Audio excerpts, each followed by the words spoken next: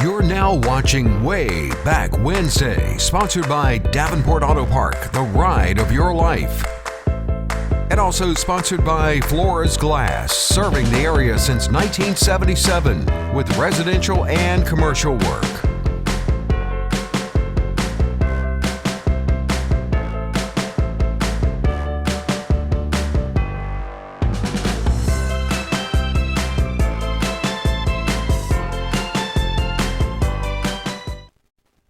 Well, good evening and welcome to another episode of Wayback Wednesday. I'm Randy Adcock, so glad you could be with us tonight.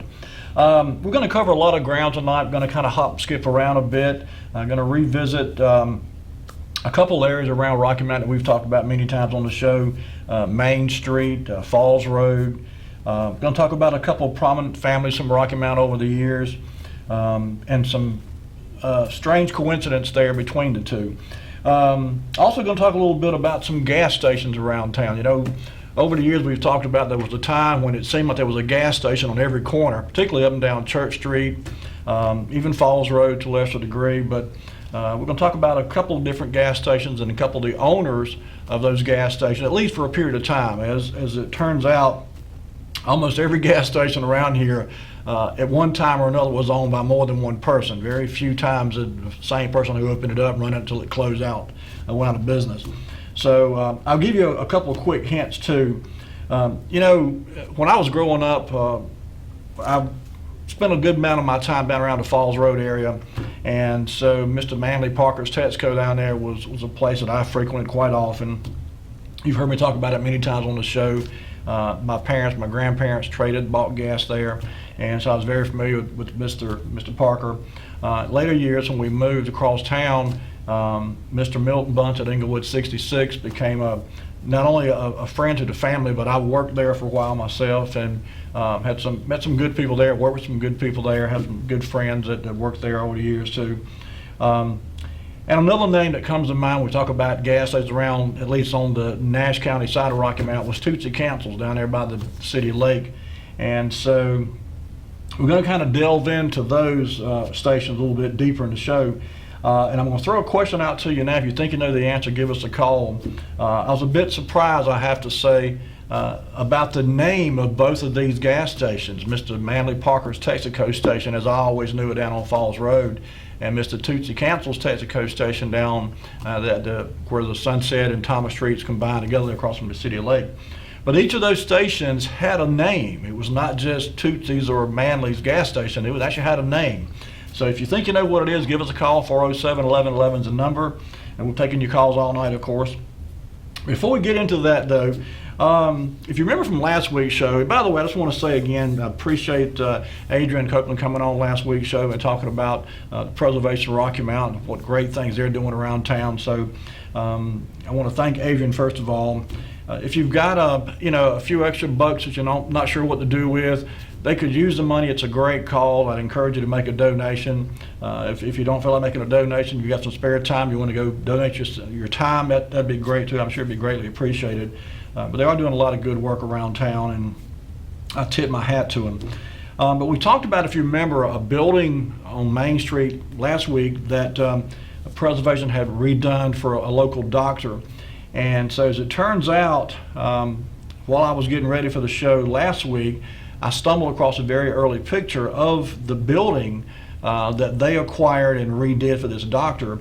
And so we're going to revisit that. Lee, in fact, if you would, put up item number 1. This is a picture from 1911. I think we showed this picture last week. But on your left-hand side, you see those two spaces there with the arch-shaped windows. They're called demi-lune, if you remember from last week's show. Those windows are called demi-lune, like half-moon, demi-lune windows. And as you can see from this picture, in 1911, those windows it was two spaces adjoining, and of course both sides had those demi-lune windows. And of course you see that, this is a postcard, by the way, from 1911. And at that time, Main Street, Rocky Mount, was referred to as Railroad Street. It was quite common in the early 1900s, all across the southeast especially, where a railroad track came through the middle of town. The street adjacent to the railroad track was referred to as Railroad Street, and that was the case here in Rocky Mount as well. But you can see the demi-lune windows there in that building. Now, also, let's go to lead number 2 right quick. Item number 2. This is another picture from another postcard from the 1940s. And if you can zoom in on that, I don't think it'll get too blurry. I think we can still make out, as late as the 1940s, that space with those two demi-lune windows still had those facades, those fronts on the buildings. And so what you're looking at there, of course, is that's Planters Street. Planters Bank there on your right, that kind of tan-looking building. And then as you're headed south down Main Street, it's about, 4 or 5 doors down there. You can make out on the far left-hand side there, you see the 2 curved windows. So like I said, this postcard is from 1940. And so building was built somewhere around the early 1900s. By 1911, it was there anyway. We know for sure because that other postcard was there in 1911.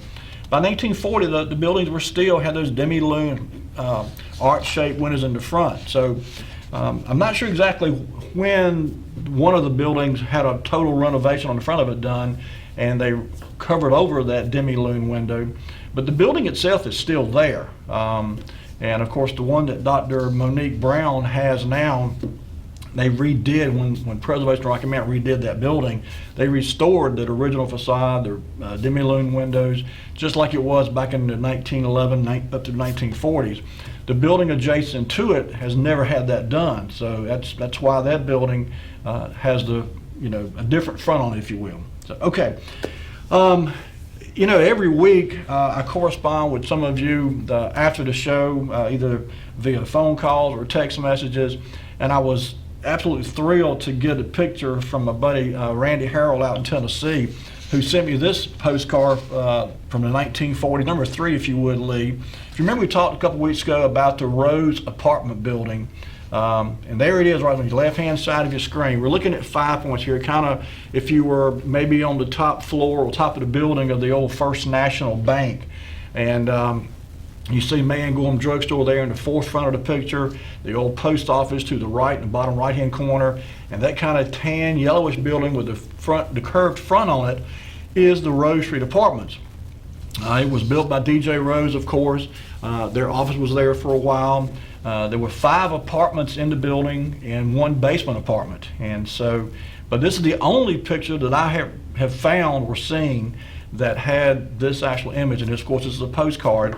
But I would still love to get my hands on a picture of someone standing in front taking a picture of the Rose Street Apartments. But, we talked about the Rose building over on Western Avenue across from the Howard House cafeteria. And then, of course, this was in many years referred to as the Rose building, Rose apartment building / Rose building. But there was another building referred to as the Rose building too. We'll get a little bit later on. So speaking of people sending me pictures, and my buddy Randy sent me this postcard. He also sent me the next picture, number 4, if you would, Lee.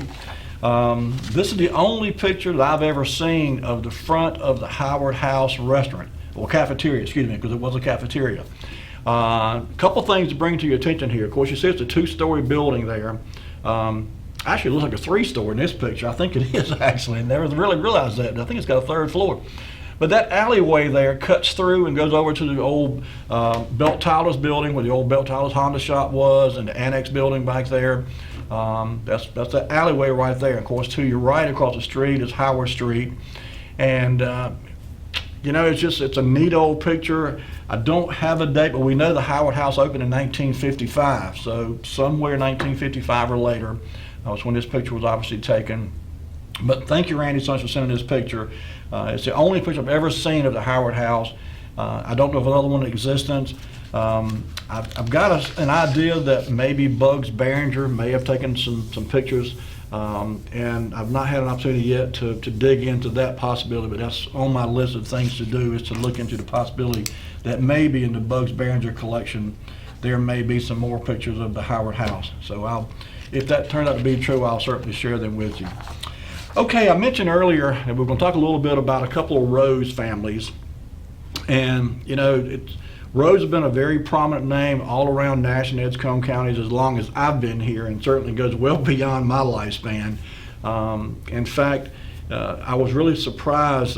Bob Lee, who's a regular viewer of the show, sent me a message a few weeks ago and said, it'd be interesting to do some research on some of the older businesses in town, particularly those that have been in business for over 100 years. And there are several. I mean, I can think of half a dozen off the top of my head. But one that comes to mind is DJ Rose. DJ Rose has been around since like 1906, I think it is. But there was another Rose family that was very prominent in this area for many, many years. And in one of Monica Fleming's book, you've heard me talk about Monica before. She's done a fabulous job of documenting history around Nash and Edgecombe counties.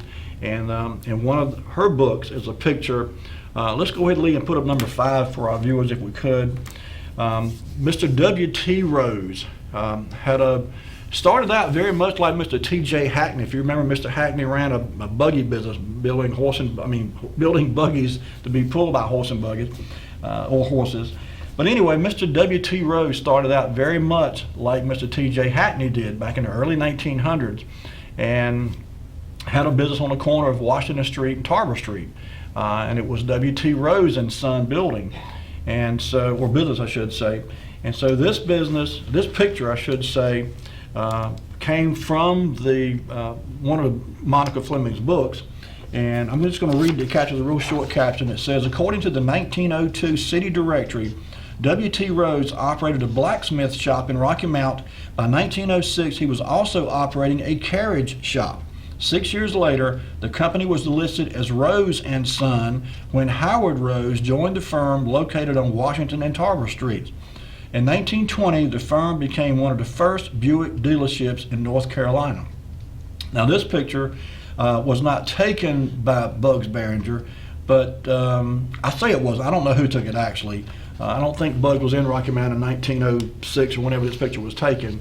So it'd be interesting to find out who took the picture, but it's in the Bugs Behringer collection for sure. He's been given credit for it in this photograph anyway. So, but Mr. W.T. Rose started out making carriages and buggies and so forth, and in later years got into the automobile business. And there was a quite successful, quite long run of the Rose family associated with the Buick dealership here in Rocky Mount. So let's move on. Item number 6, in the Rocky Mount Record. That was another newspaper from the early 1900s around Rocky Mount. There were 2 or 3, as you recall, the Rocky Mount Telegram, the Rocky Mount Herald, the Rocky Mount Record. But in 1908, this ad appeared in the Rocky Mount Record, and it says, make life's journey easy by riding in a Rose buggy, made from the best material by the most skilled workmen. Rose buggies are superior in durability, comfort, and appearance. We have pleased thousands. Let us please you by selling you a Rose buggy at moderate cost. And you see there it's listed as W.T. Rose, Tarboro Street, Rocky Mount. And caption at the bottom, horseshoeing a specialty. Okay, so at a very early time frame in Rocky Mount, Mr. Rose, just like Mr. Hackney, was very active building buggies and carriages and so forth. I guess it was just a natural progression for a lot of people in that business to migrate into the automotive industry. And by 1916, Mr. Rose and his son, who are now operating as W.T. Rose and Son, had pretty much done the same thing. In fact, number 7, if you would, Lee, this picture appeared in the Rocky Mount Telegram August of 1916, and they're advertising Ajax tires. You ever heard of Ajax tires? Apparently they were very popular back in the 1910s, 1920s, but they were guaranteed in writing 5,000 miles. It seems kind of odd now when you hear about tires that come with 70, 80,000 mile warranties, and these were guaranteed for 5,000 miles. This is when you buy Ajax tires, you get something more than fine rubber and fabric, and the vulcanization of these two, you get the maker's steadfast determination for quality. Ajax tires are guaranteed in writing for 5,000 miles. Measured in miles, Ajax are better tires by 1,500 miles. And you see there, Mr. W.T. Rose and Son were the local dealers for Ajax tires. By 1917, the very next year, they were a full-fledged automotive dealership here in Rocky Mount, operating on Tarboro Street. And in fact, they were the first Buick dealership in the area. And at one point, I found an article in the Rocky Mount Telegram many years later after all this, that said at that time, and I'm not sure it holds true today, but at that time, and I want to say it was in maybe the 1970s maybe, but they were the oldest continuously run Buick dealership in the United States, if I'm not mistaken there. Number 8, if you would, Lee, put that up for our viewers. By May the 1st of 1917, W.T. Rose and Son were, well, as I said, a full-fledged car dealership, and they had a 4-cylinder Buick, a 6-cylinder Buick, a Cole 8. I'm assuming that's an 8-cylinder Cole. The Oakland brand I've heard of. I can't say that the Cole brand name rings a bell. Maybe someone's familiar with the Cole brand of automobile, but that was a new one for me. Vim Trucks, same thing. I don't recall ever hearing a brand name called Vim Trucks. And Republic Trucks, I have seen articles or advertisements rather for Republic Trucks. But it says, you see, the ad says, we have an automobile or truck to match the price you desire to pay. W.T. Rose and Son. So they were by the early, late 19-teens, early 1920s, they were a full-fledged car dealership providing sales and service, primarily in Buick's brand, but you see there they also carried the Oakland brand. I'm going to have to do some digging on this Cole 8. That doesn't ring a bell with me. I don't recall ever hearing of a Cole 8-cylinder, or Cole 8, I'm guessing it's 8-cylinder. Anyway, by 1948, I'm not sure, Mr. Rose was 87 when he passed away. In fact, Lee, let's go ahead and put up his obituary. October 29th of 1948, this appeared in the Rocky Mount Telegram. Mr. William T. Rose passed away. He was 87 years old. Said he died at his home early this morning following several months' illness. He had retired from active operation at the Rose Buick Company in 1936. He lived at 330 Rose Street. I've been wondering, was Rose Street named for the D.J. Rose people who built the Rose apartment building, or was it named for Mr. William T. Rose, who lived at 330 Rose Street? I've done quite a bit of genealogy research, and for the life of me, I cannot tie these two families together. I've gone back literally to the early 1800s with both family lines. Maybe if I go back further, I can find a connection, but I have not yet been able to find a connection between the D.J. Rose family and the William T. Rose family, which is really ironic, as close as they were in proximity to one another for so many years. But anyway, it goes on to say, Mr. Rose came to Rocky Mount in 1893. He operated a Rose Buggy Company until 1912, when he opened the automobile agency. He was a member of the First Baptist Church. Surviving are 3 sons, H.L. and L.W. Rose of Rocky Mount, and W.T. Rose Jr. of Union, South Carolina, and 1 daughter, Mrs. H.G. Barnes. So, after Mr. Rose passed away in 1948, his son Howard took over Rose Buick and continued on to, I think, 1969, if I'm not mistaken, when Mr. Lonnie Howell bought Howell Buick and took over the Buick dealership here locally. So from 1912 to 1969, I believe I'm right there, it was a continuous ownership of the local Rose Buick dealership by the same family and same people. Okay, I mentioned that I tried to find some correlation, some connection, some family lineage links between W.T. Rose and D.J. Rose. And I'm going to keep digging on this. I have not found it yet. But I did find some very interesting information about the D.J. Rose family too. I see it's time for our first commercial break. So Lee, let's go ahead and take that first break.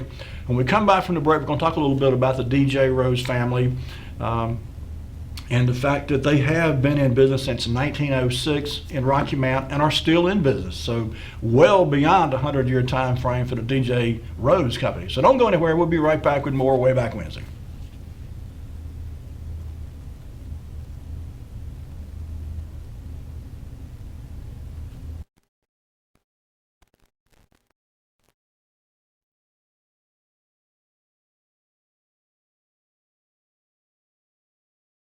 I'm Daniel Moss, owner of Cornerstone Funeral Home, and I'd like to invite you and your family to give our family an opportunity to serve you in your time of need.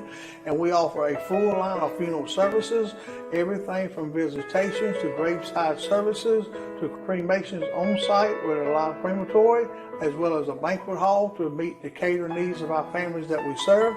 We offer catering service. We offer refreshments prior to visitations and services of our family. And we want to invite you to come and experience the difference here at Cornerstone Funeral Home.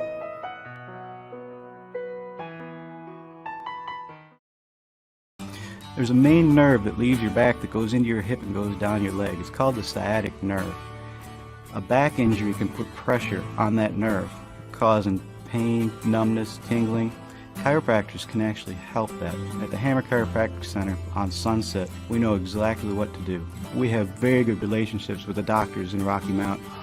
We like to co-manage people's care.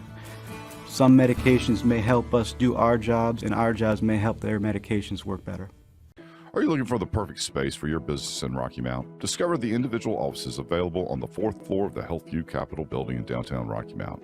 These offices provide a professional environment with stunning views, ample natural light, and modern amenities in a secure environment. Join a community of thriving businesses and elevate your company to new heights.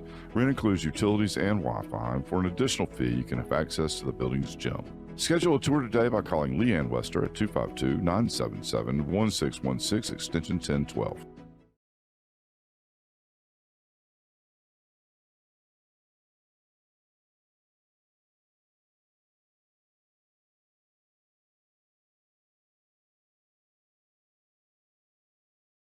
And we're back. Folks, if you're just tuning in, you're watching Wayback Wednesday. I'm Randy Adcox. Today, by the way, is January the 31st of 2024.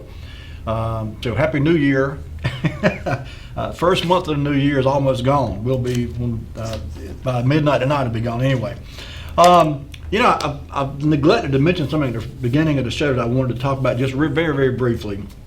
Eric Dawson came by my shop a day or so ago. We got to talk a little bit about the Coca Booth Amphitheater in Cary. It used to be known as the, what was it? Somebody called me and tell me, I just went blank. Walnut Creek, thank you. Walnut Creek Amphitheater in Cary. But anyway, Eric was saying that he was talking to someone and said that it's now referred to as a Coca Booth Amphitheater, and that there was a connection between Mr. Coca Booth and Rocky Mount. And so I did a little bit of digging. I didn't spend much time on it, but I will tell you what I did find out. First of all, Mr. Coca Booth, before he passed away, passed away back in October of 2023. He was a former mayor of Cary. He did live in Rocky Mount for a period of time, but he was not born here. I found that out. I'm going to read a little bit of his obituary just to kind of clarify things here. Coca Edward Booth was 91 years old, called home on October 9, 2023 in Cary, North Carolina. He was born August 12, 1932 in Canova, West Virginia, to Coca Edward Booth Sr. and Susan Ann Booth, and grew up with his 4 brothers, and it lists them by name. He graduated from Canova High School in West Virginia in 1950 and moved to Rocky Mount, North Carolina, where he met his future wife, Blanche W. Booth, whom he married in 1954. After marrying Blanche, he worked with his brother George at Camasco. We talked about Camasco many times on the show, down on the corner of Hill Street and Washington Street, where the Pepsi-Cola plant was, and later years the popcorn factory was there. But anyway, that was Camasco. He worked there before joining Aeroglide Corporation from 1956 to 1962. Coca returned to West Virginia and lived in the town of Huntington while working in the family coal business, Booth Coal Company, from 1962 to 1971. He later moved to Cary, where he rejoined Aeroglide Corporation from 1971 to 1993. He then worked for the SAS Institute from 1993 until his retirement in 2007. He loved the town of Cary and always said he was not from Cary, but got there as quickly as he could. He served on the Cary Town Council from 1977 to 1987 and was the town mayor of Cary from 1987 to 1999. He goes on to talk about his was very visionary leadership role for Cary and so forth. So interesting that he did have a connection to Rocky Mount. He did live here for a while. He married a woman from here, but he was not born here. So just to clarify that. Okay. I mentioned about the DJ Booth Company. DJ Rose Company. And I was really curious when I realized how long they had been in business, and we're still in business today, in fact. I got to doing some digging. I knew they were a construction company. Anybody from around Rocky Mount knows about DJ Rose. They've built tons of buildings all over the country, but certainly all around Rocky Mount and National Edgecombe counties. So I went doing some digging, went to my normal sources for information, the newspapers.com website for sure, old Rocky Mount City directories, even some Google searches. And what I found more of than anything else was articles and some pictures in the Rocky Mount Telegram going back many years, and some articles too. So I want to share some of those with you now. In 1964, the Rocky Mount Telegram reprinted something from the Rocky Mount Record of 1906. The Rocky Mount Record, of course, was one of the newspapers I mentioned earlier that was in publication around Rocky Mount in the early 1900s. So in 1964, someone at Rocky Mount Telegram, I guess, was going through some old archives and found this little article here from the Rocky Mount Record in 1906. So Lee, if you would put that up for our viewers. It's very short, it's a couple of paragraphs here, but it kind of gives you an idea of how DJ Rose Company got started. So there we go. And this little "Do You Know" is kind of like one of those little, occasionally they would come up with these little columns called "Do You Know." It was kind of like if you remember the old L.M. Boyd, just little tidbits of information, neat little stuff. In the first couple of stories, or lines, I'm sorry, talking about another gentleman, but down near about midway it starts off, says DJ Rose and S.S. Toller owned DJ Rose and Company in Rocky Mount in 1906. The company was the largest contracting and building business in eastern North Carolina. Some of the Rocky Mount buildings built by DJ Rose and Company were the Masonic Temple Building, the Graded School, the Cambridge Hotel, Bullock Building, Farmers Brick Warehouse, Atlantic Coastline Shops. How about that? Who knew that DJ Rose built the Atlantic Coastline Shops? Matthews Weeks and Company, Hale and Edwards. The ACL Depot was built by DJ Rose Company. Cochran Store, Blunt's Store, H.E. Brewer's Store, and the ACL Coal Bin was also built by DJ Rose Company, as well as J.A. Taylor's residence. So like I say, this appeared originally in 1906, and by that time, in 1906, DJ Rose was already a well-established, very well-known construction company, contracting company in and around Rocky Mount, and had already completed multiple buildings in Rocky Mount. Fast forward, we got a call. Let's get this call. Hello, caller, you're on the air. Hello, Bob. Brandon, good evening. Good evening, sir. A friend of mine that is an employee of DJ Rose informed me that they started in 1890. No kidding. Yeah. Well, you know, I knew it'd been around a long, long time, and this was the first that I could find as far as any date, but that would not surprise me at all. Not at all. Yeah. Yeah, he is an officer of the company today. Okay. Yeah. Well, 1890. Well, thanks for sharing that with us. I appreciate it. All right, bye-bye. Bye-bye. Okay.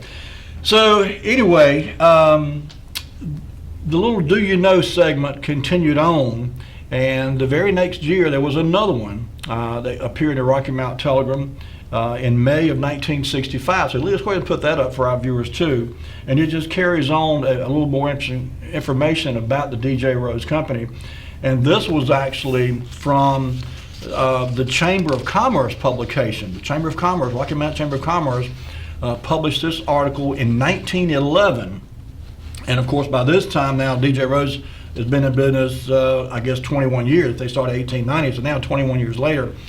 And this is something I never knew. It says the waterworks plant is under the same roof as the electric plant and consists of one large Laidlaw Dunn Gordon engine type compound condensing compound duplex pumping engine, that's a mouthful, and 2.5 million capacity in 24 hours. It has also two Smithville compound duplex pumps of 750,000 gallons each within 24 hours. These are pumps which force the water to the city for fire and domestic purposes. The plant contains two New York Continental Joule filters of a daily capacity of 2 million gallons. There's also one large reinforced concrete coagulating basin which is 6 feet deep and 75 feet in diameter. It is in this basin that the water from the river is pumped with sufficient alum water solution to settle out any impurities that may be contained in the raw water. The water stays in this basin from 2 to 3 hours and is pumped to and through the two large sand filters above, where the remaining impurities are caught and held. The water goes from the filters to the large concrete reservoir and is ready for use. The filters and the coagulating basin take out 98% of the harmful bacteria, which is considered unusually high percent. The buildings, reservoirs, and foundations were built by D.J. Rose and Company contractors of this city, and the plans and the specifications were drawn by F.D. Milstead and J.N. Ely engineers of Atlanta.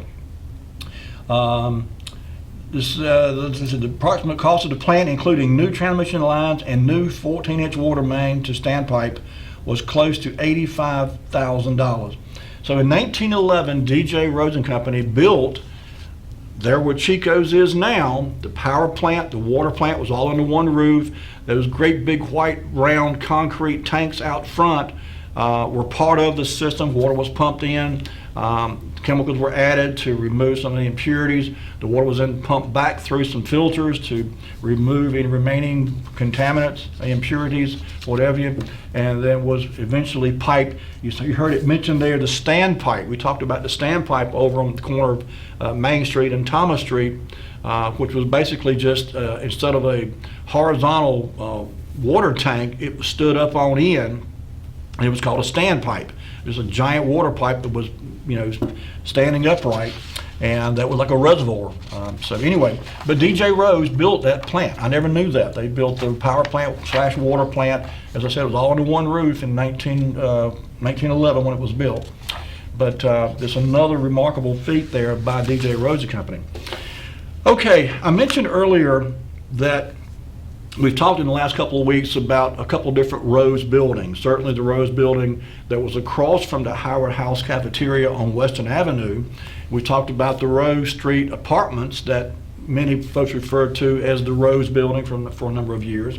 But there was a third Rose building that I didn't know anything about until I was doing some digging through the Rocky Mount City directories, trying to find out some more information, and again, trying to link these two Rose families, Mr. W.T. Rose with Mr. D.J. Rose. And so here's what I found. So Lee, put up item number 12 for our viewers, if you would. This is just a little a semblance, if you will, of 3 different Rocky Mount City directory pages. I just did a snapshot from 1936, 1942, 1955, and put them all together on one page. And this is just a kind of a zeroing in, if you will, of the 100 block of Northwest Main Street. Over in 1936, if you look there, about a third way down from the top, the address of 110 is the Rose Building. Okay, 110 Northwest Main Street was referred to in 1936, and many years later, by the way, but in 1936 it was referred to as the Rose Building. And some of the tenants there were Mr. J.J. Looney, who was a physician, Mr. Clarence Bailey, who was also a physician. Looney and Bailey were doctors, of course. Frederick R. Hunt, dentist. Some of you may remember in 1969 we had a very prominent local dentist here, Richard Hunt. Unfortunately died in a plane crash in South America. And this Frederick Hunt was the father of Richard Hunt, who died in that plane crash in 1969, and I believe it was in Venezuela actually. But anyway, that Richard Hunt, the dentist, his father was also a dentist, and this was him. Frederick Hunt had an office in the Rose Building and that 110 address there. And of course, 112 was the I.W. Rose, a drugstore. And so yes, I.W. Rose, a drugstore, and D.J. Rose was the same family. That much I could confirm. In fact, if you remember from we talked about the Rose Building on Western Boulevard, there was mention of the I.W. Rose family and the D.J. Rose family in that article too.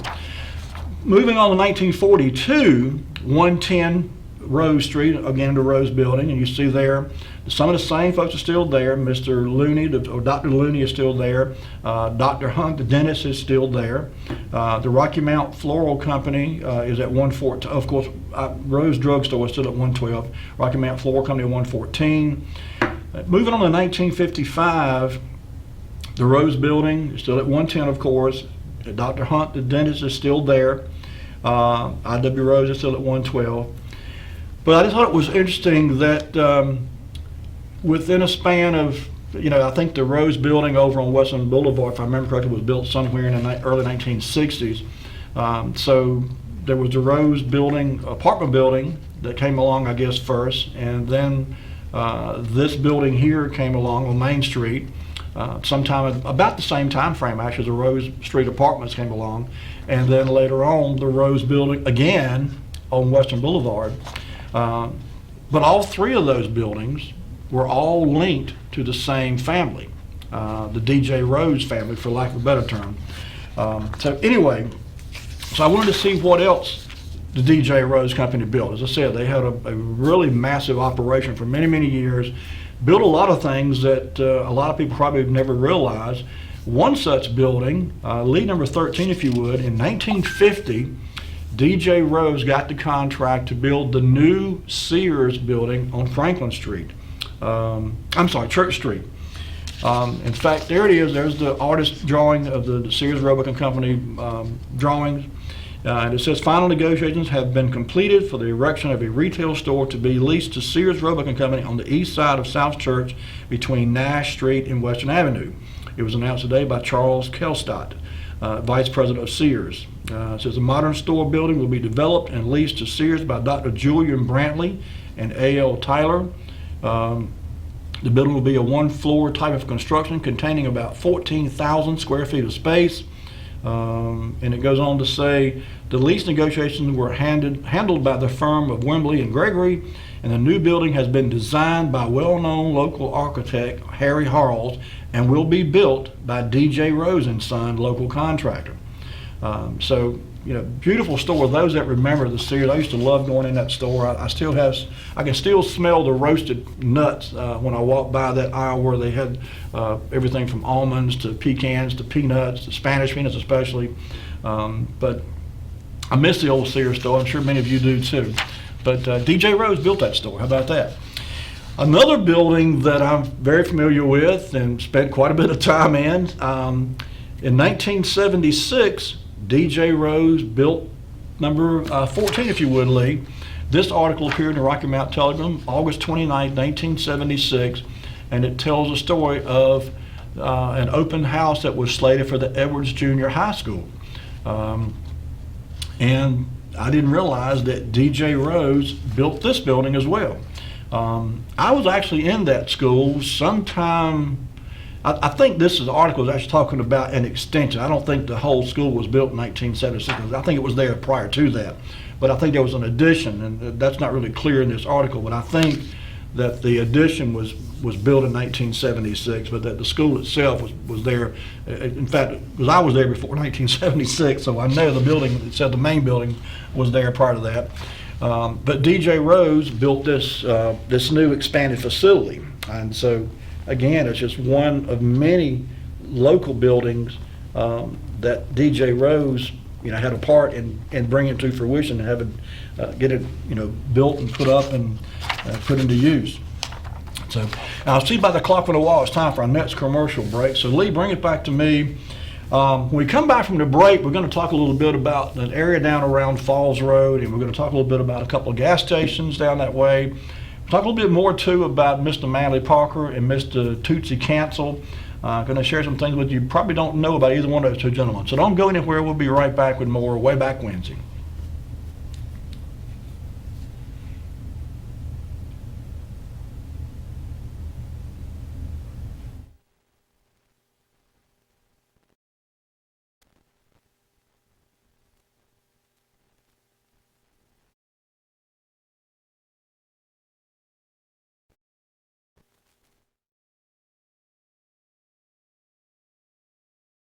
I'm Daniel Moss, owner of Cornerstone Funeral Home, and I'd like to invite you and your family to give our family an opportunity to serve you in your time of need.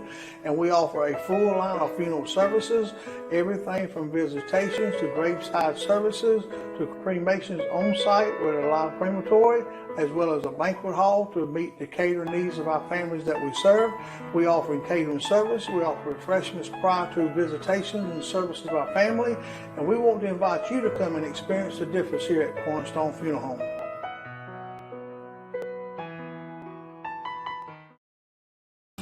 There's a main nerve that leaves your back that goes into your hip and goes down your leg. It's called the sciatic nerve. A back injury can put pressure on that nerve, causing pain, numbness, tingling, Chiropractors can actually help that. At the Hammer Chiropractic Center on Sunset, we know exactly what to do. We have very good relationships with the doctors in Rocky Mount. We like to co-manage people's care. Some medications may help us do our jobs, and our jobs may help their medications work better. Are you looking for the perfect space for your business in Rocky Mount? Discover the individual offices available on the 4th floor of the Healthview Capitol Building in downtown Rocky Mount. These offices provide a professional environment with stunning views, ample natural light, and modern amenities in a secure environment. Join a community of thriving businesses and elevate your company to new heights. Rent includes utilities and Wi-Fi, and for an additional fee, you can have access to the building's gym. Schedule a tour today by calling Leanne Wester at 252-977-1616, extension 1012.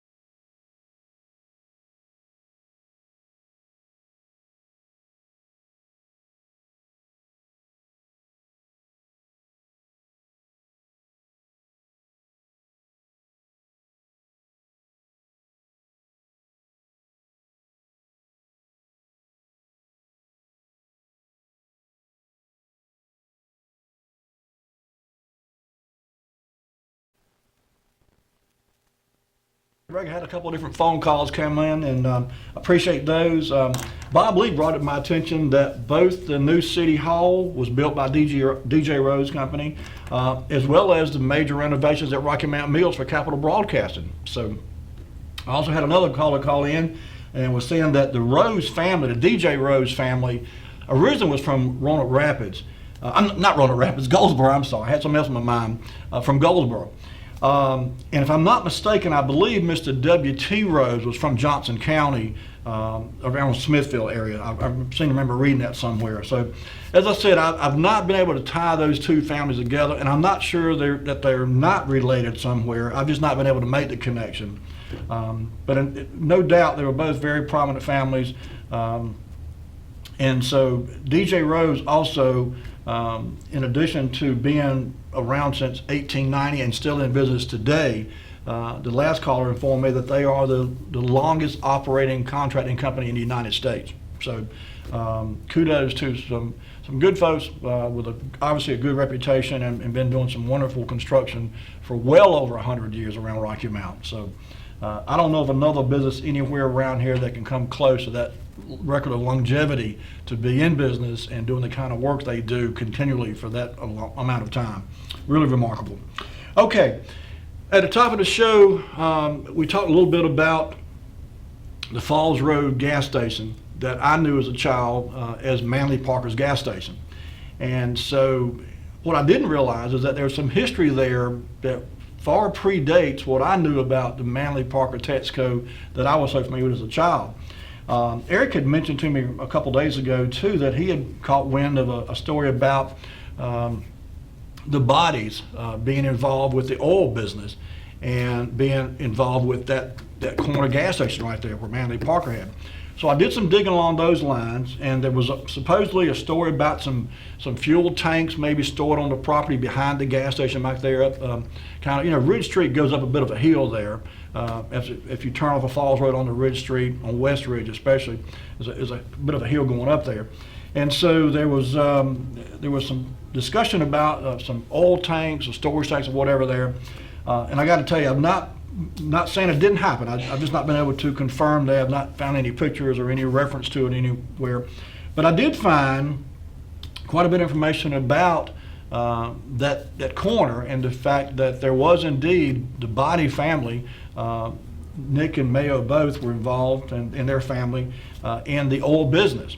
And so I started going back to see what I could find, and as typical, I went as far back as I could go, and with the limited resources. When you go back so far, things get kind of hard to put your hands on as far as documentation. That being said, 1925 Rocky Mount City Directory, the address of 900 Falls Road. So Lee, if you would, put up item number 15 for our viewers. This is just a snapshot of the Rocky Mount City Directory from 1925, and it's specifically looking at the address of 900 Falls Road.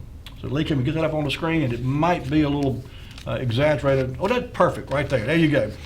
Highlighted in yellow about 2/3 way down the page there, you see North End Filling Station. And in 1925, yes, there was a filling station there at 900 Falls Road under the proprietorship of Mr. J.M. Barr. Okay? Ironically, it kept that name for a number of years, and I never knew that. I always referred to that station as being Manly Parker's Texaco station. That's all I ever heard it referred to. But in 1925, it was an operating gas station there under the business name of North End Filling Station, and I saw that same name listed over and over and over again for many, many years after this listing right here. Okay, I mentioned that the Body family was involved with the oil company, specifically Texaco. They were a distributor, in fact, for Texaco fuels. Number 16, if you would, Lee. In a 1963 Rocky Mount City directory, I found this ad that was referencing the Body Oil Company. The address is listed as 419 Middle Street. Now, if you're not familiar with Middle Street, I don't think it even exists anymore, but I know where it used to be. It ran between Sunset Avenue and Thomas Street, a little short street there. And if I'm not mistaken, I may be off here, maybe someone who remembers better than I do. I think that was a street where Broadus Oakley had his garage at. Was on Middle Street, I think. It was in that general area anyway. But anyway, Body Oil Company did in fact exist. They were a distributor for Texaco products. And you see there gasoline, oil, greases, industrial lubrication service, radio dispatch trucks. It's 1963. And they were also a distributor for B.F. Goodrich products too, it says. How about that? Okay, so this is 1963. Body Oil Company is involved in the oil business. I did a little more digging. When I saw that, I said, well, let me go back again and see if I can find some reference to Body Oil at the 900 Falls Road address. So I went back. I started early at 25, and so I started moving forward because I was flipping back and forth between the newspapers.com and the Rocky Mount City directories and back and forth trying to find a link. Item number 17, Lee. In 1936 Rocky Mount City directory, there was another gas station there at 900 North Church Street, and it was run by a man named Conrad King. And it was actually, this was ironic that the listing here does not say North End service station, because many years after this I saw it referred to again and again as North End service station. But in 1936, Mr. Conrad King had that spot and was running it as a gas station then. Okay, I have acquired, Adrian Copeland sent me a really neat Super 8 video that she found on YouTube of someone with a Super 8 camera walking all up and down Falls Road and that area around the Mill Village and so forth, the Rocky Mount Mills. I've not decided what I'm going to do with it yet because it's it's about 9 minutes long, and it's just video, no audio, no sound whatsoever. But I've watched it about a dozen times already. I just love looking at this old video. It's really neat, and I may just share some of it in little clips at a time. But I went and did some still screenshots of some of the scenes that were depicted in this video. Number 18, if you would, Lee. This is the only picture I've been able to find of Manly Parker's Texaco as I knew it as a child. Later years, as I said, it was referred to as North End Texaco, or North End Service Station, excuse me. But this was actually in that video, and I just did a screen capture while I was watching the video. I just did a freeze shot, and this was it. So this is somewhere between 1930s, 1940s. Obviously, this was before Manly Parker ever got it, but you see it was a Texaco station dating back. This video was actually referred to as Rocky Mount Mills circa 1930s. But there's some things in this video that I've seen that kind of spill over into the 1940s too. So anyway, this is one picture. Item number 19, if you would, Lee. This is another angle of the same gas station. And what you're looking at here, of course, is the Texaco station to your right. That brick building over to your left is the old North Rocky Mount Baptist Church. I was a member there for many, many years, and used to walk Ridge Street going to school. I went to school at Wilkes Elementary School for a number of years, and so this is my old stomping grounds down here, but that's some very fond memories. What I did not realize, and I think, I say I didn't realize, I think I'd just forgotten it, but we've talked before that there was another gas station directly across the street from the Texaco, and it was an Amoco station.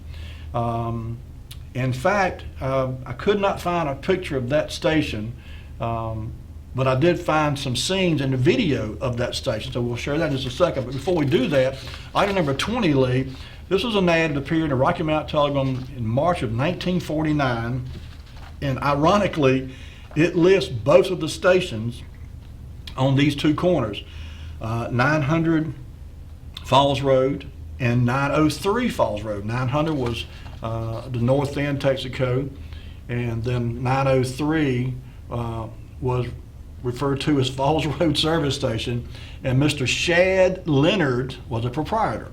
And like I said, it was an Amoco station. It was directly across the street from the Texaco station.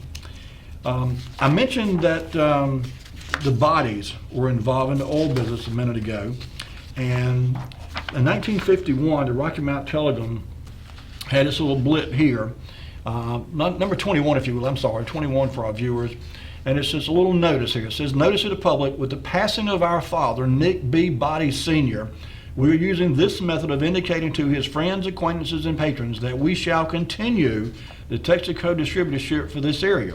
We will operate under the name of Body Oil Company and would appreciate a continuation of the business given our father, and any new business will be given the same efficient attention as heretofore." And you see there Mr. B.M. Body was Mayo, and his brother Nick Body Jr. Okay. I would say let's move on, lead number 22, the 1952 Rocky Mount City Directory. And I stumbled across it, I just wanted to share it because I just thought it was interesting. In 1952, the North End service station was run by a gentleman named Mr. Julian E. Council. If that name rings a bell to you, it should, because that's Tootsie Council.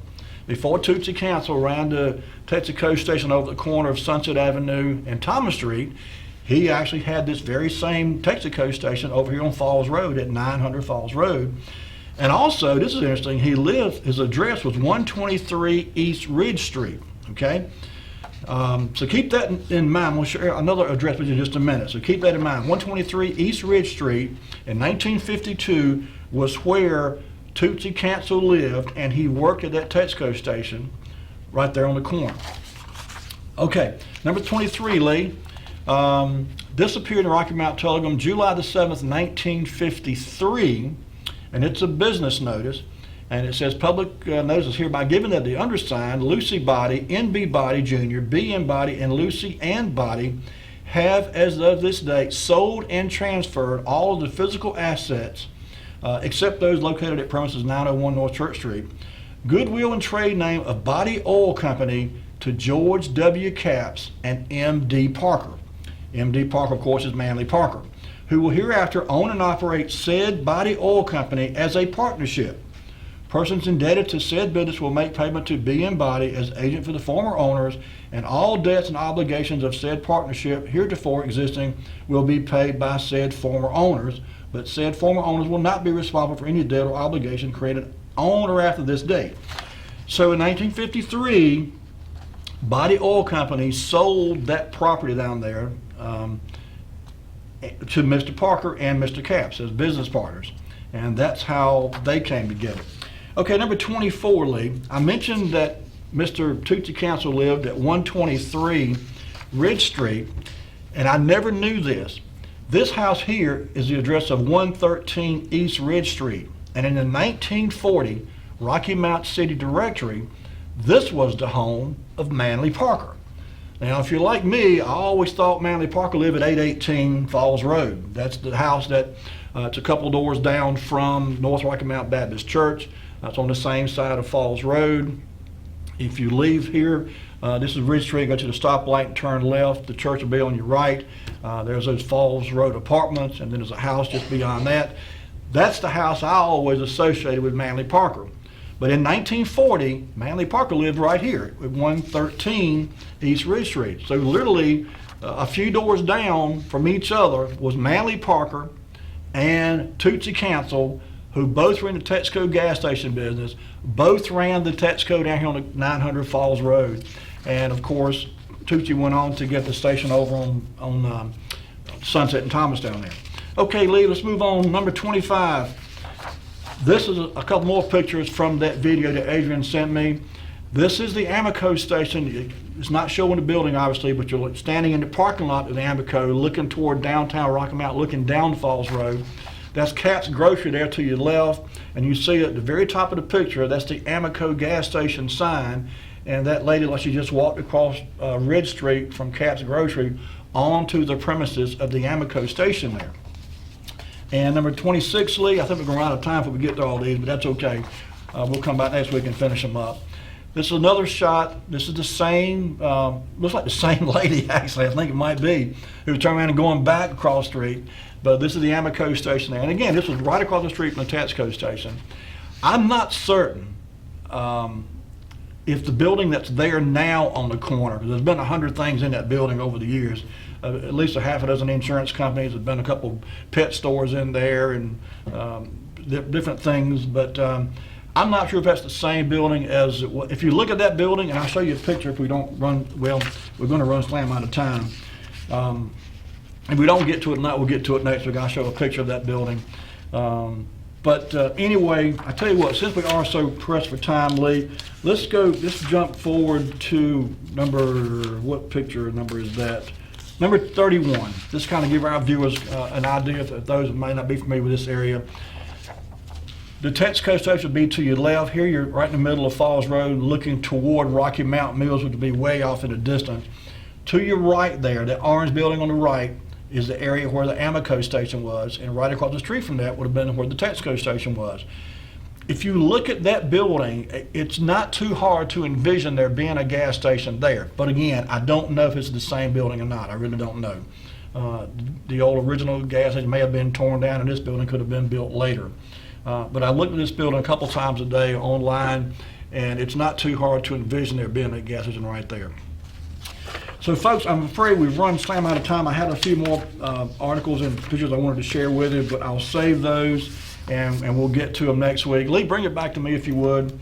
That's going to wind it up for us tonight, folks.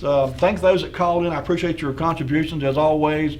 Thank you for watching. Have a great week. Take care of yourselves and be kind to one another. We'll see you next week with more Wayback Wednesday. Good night.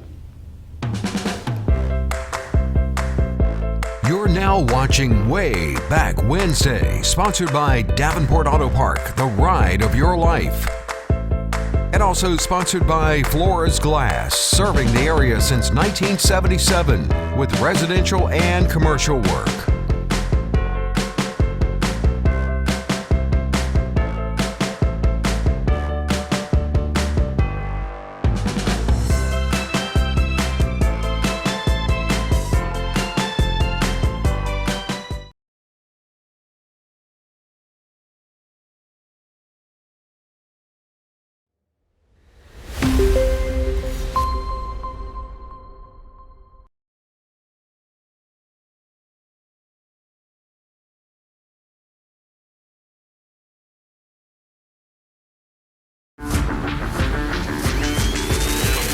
Buying a Toyota should be as fun as driving one. This is Trey Turner from Rocky Mountain Toyota, where we've made the car buying process simple. Get straightforward pricing on all your favorite Toyota models, so you can skip the hassle and the haggle and get back on the road in no time at all. Plus, enjoy the peace of mind that comes with our complimentary lifetime warranty, unlimited time, unlimited miles. Come see me today at Rocky Mountain Toyota or shop online at RockyMountToyota.com.